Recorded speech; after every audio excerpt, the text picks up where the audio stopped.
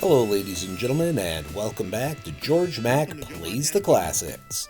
Football is back, this time starring the best quarterback of the 80s in Joe Montana football.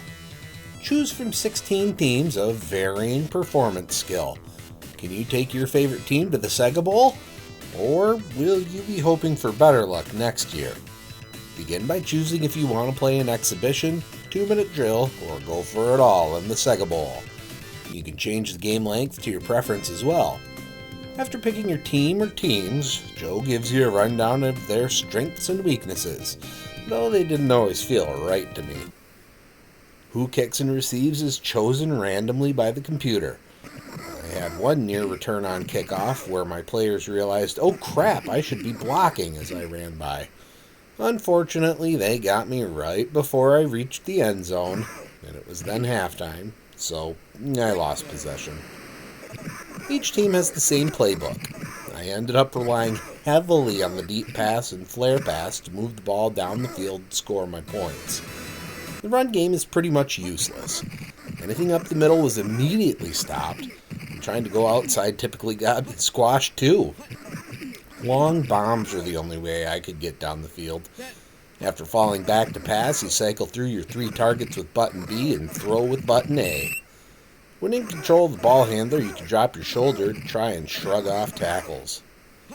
I made the game exponentially more difficult for myself by choosing Detroit.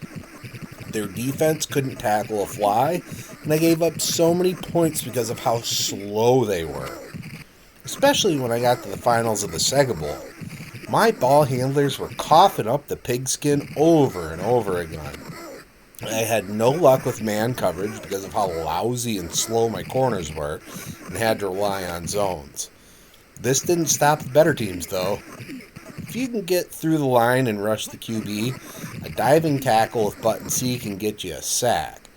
If you don't think you can take him down, pressing button B will throw up your hand and disrupt the pass. And if they throw off balance, you can grab an interception much more easily.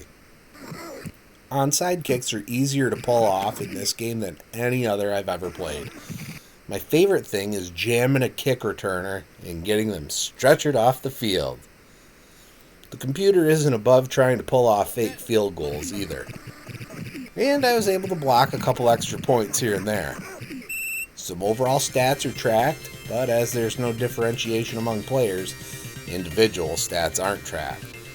At the end of the day, if you know what your cheese plays are, you should be able to piece together 3 consecutive victories and win the Sega Bowl. When it comes to grading Joe Montana football on Sega Genesis, graphics get a 2.5. I've got no problem with the looks of everything, except there's no player differentiation. Sound gets 2.5. Sound is plain, but the voice samples are kinda neat. Gameplay gets 3.0.